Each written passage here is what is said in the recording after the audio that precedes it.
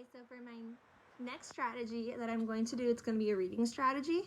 I'm going to do the SQ3R strategy, and since I'm in a CPS school, I'm not able to go into the classroom, and my students are learning online when they're with me. So I'm going to do this as a pretend lesson since I have a worksheet that I would hand out and everything else that it would just be better in person. So what I would do first to start off my strategy would I would hand out this worksheet that I made.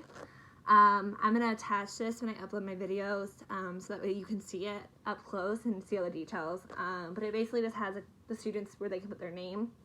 Water, Water Everywhere is the title of it because that is the title of the story that the students would be reading. Or I'm going to read it aloud to them and they're going to read along with me so that way they're able to hear it and visually see it. For those who are do better by listening and those who do better by visuals. And then it says, skim the story, look over the text from a bird's eye view. So this will each section walks them through how to do the strategy. So that's the first step.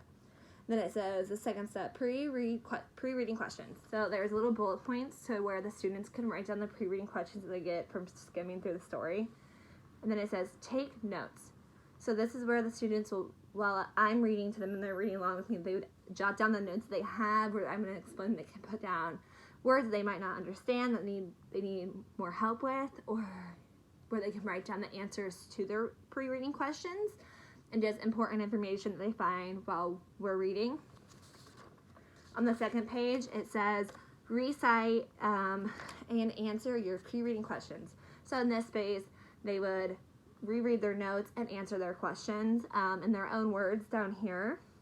And then the last step, it says review. Go back and reread your notes, add new details, and share your final thoughts and information you found from the text with a peer near you. So the students, I would obviously go off their pace if I was in person, but since I'm doing a fake lesson, I don't actually have students here, it may seem like I'm going a little bit faster than I would. If I was in the classroom, like I said, I would just go off the pace of my students and respond to their responses to me and to their questions for the story. So it might seem like I'm going a little bit fast, but just keep in mind that if I was in person, I'd be going a lot slower. Okay. All right, guys, so today we're going to be reading a story and our Off to Class book. So go ahead and grab that out, and then you should have your worksheet that was just handed out by Sam in front of you. And make sure you have your pencil or pen or your pencils, so that way you can write down on your paper. So once you get those out, I want you to open your book to page 8. It should say Water, Water Everywhere, and go ahead and write your name on your piece of paper.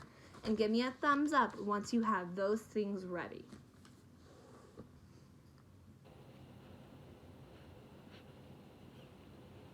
All right, perfect. So today, we're going to take some special steps and try out some new strategies for when we're reading. So the first thing on our page, it says to skim the story. So that means that you're going to look at the book from a bird's eye view. So you're not going to read the book yet or the story yet. You're just going to look over it. So what I would look at is the pictures and if there's any headings or if there's any little text boxes and stuff like that. And while you're skimming the book, I want you to write down some questions that come to mind when you're looking at this. I'm going to write down a couple of questions I got from looking at this, and then I'll give you some ideas in a minute if you can't. So go ahead and skim over this and write down some pre-reading questions on the bullet points over here. So I'm going to skim my book as well.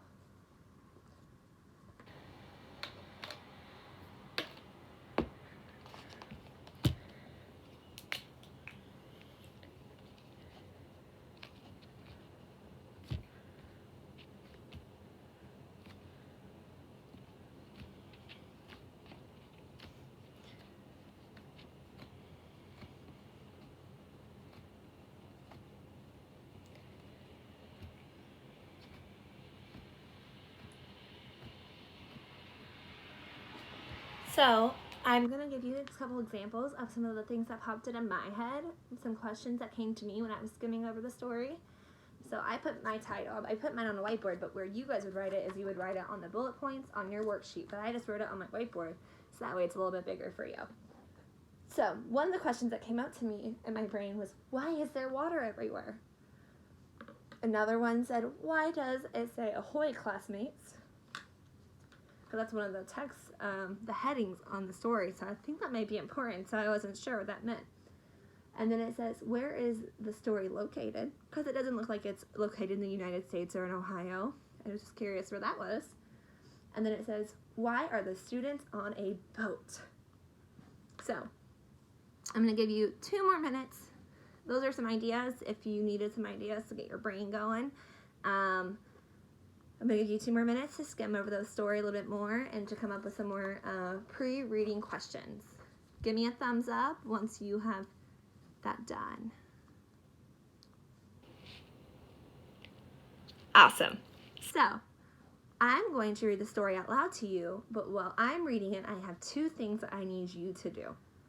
I need you to read along with me. So keep your finger underneath every word that I'm reading so that way you can keep focused on where we are at. Also, while I'm reading, I want you guys to take notes. So keep your pencil in one hand and have your worksheet right next to your book. So that way it's easy to make notes. So you might wonder, what are things that I should take notes on? You can write down words that you're not sure about, words that you want me to ask me later to clarify. I want you to keep in mind your pre-reading questions. So if you hear an answer to one of those, I would jot that down in your notes.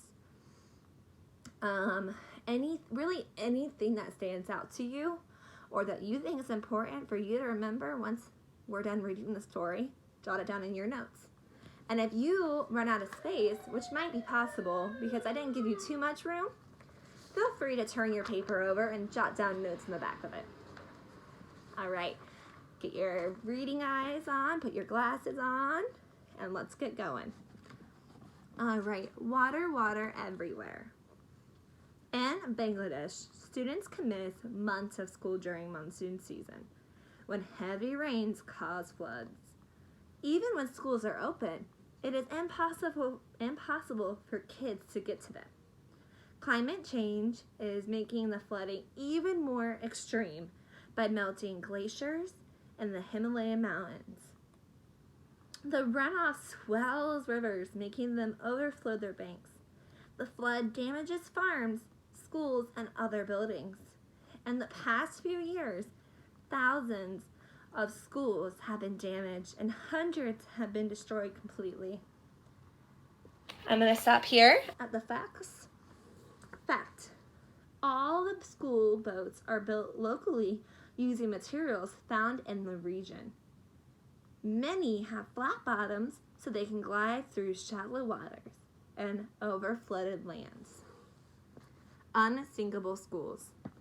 After seeing many of his friends and family members in Bangladesh miss out on educations, an architect named Mohammed Rezwan decided that he was not going to let floods stop any more children from getting to school.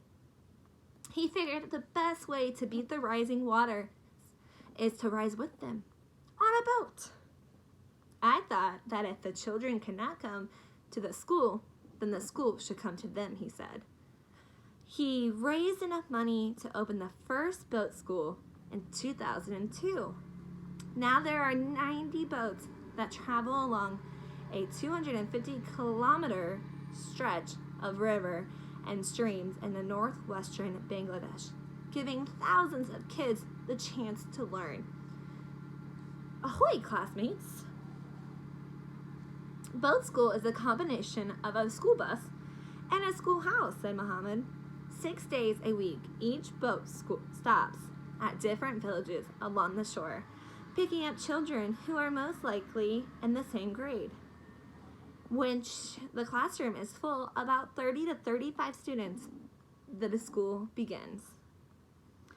For 3 hours, the students have lessons in math, reading, writing, the environment, and conversation. Then the boat returns all the students to their riverbank stops. From there, the boat moves to pick up another set of students for another 3-hour lesson. Each boat offers 3 lessons each day. I'm going to take a pit stop. If you want to follow me up here, we're going to read what's under this picture over here.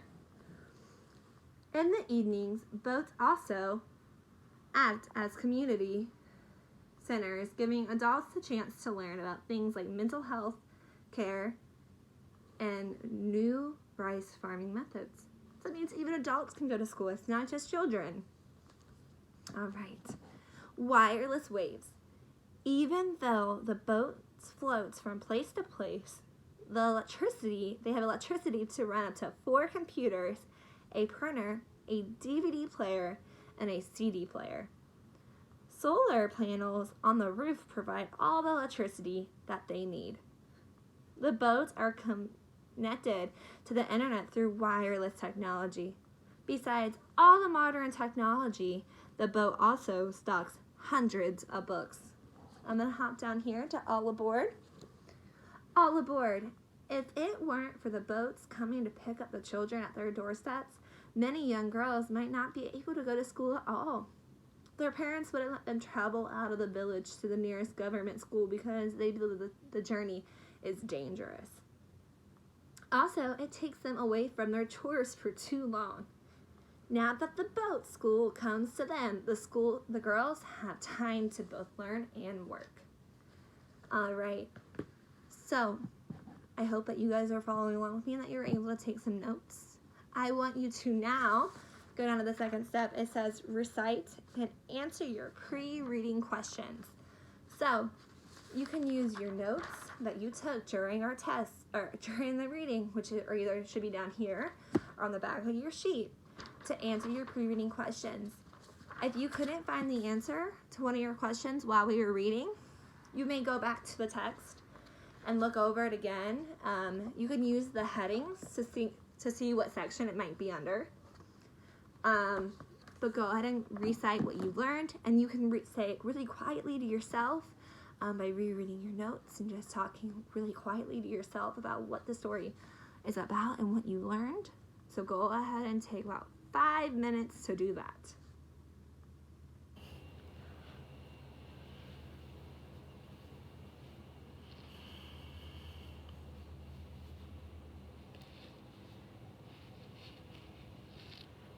All right, now that you have done that, I want you to go back at we have one last step to our strategy for reading today, and it says review. Go back and reread your notes, add new details, and share your final thoughts. So go ahead, and then it says, and information that you found from the text will appear near you. So I want you to do the first part first. I want you to go back and reread what notes you put. And while the story is fresh in your brain, I want you to add new notes that you might think of or new details that might come to mind while you're rereading your notes and rereading the answers to your questions. So go ahead and do that and give me a thumbs up once you've done that.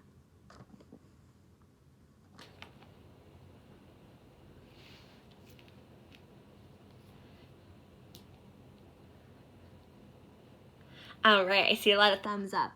So now you're going to turn to the peer next to you, which means your classmate right next to you, and you're going to share you can either share the answers to your pre-reading questions or just important information that you found in the text and what stood out to you and your final thoughts in the story.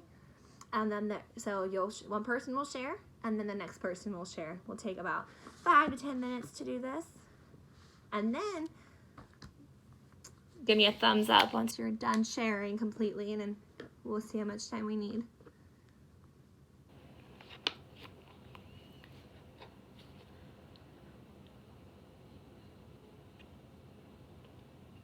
All right, does anyone want to share any of the pre-reading questions or answers that you might have found?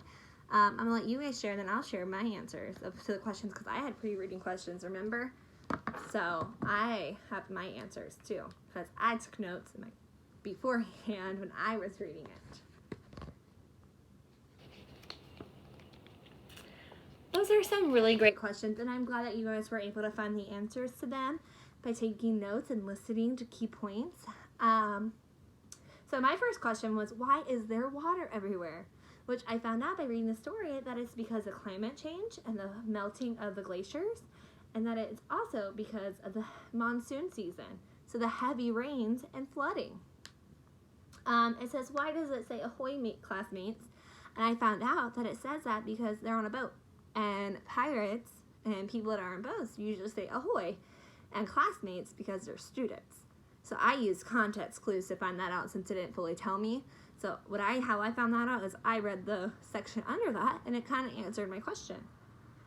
And then where is the story located? I found that it's in Asia by the map up here, and that it's in Bangladesh by the first sentence and also up here in the map. And then it says, why are the students on a boat?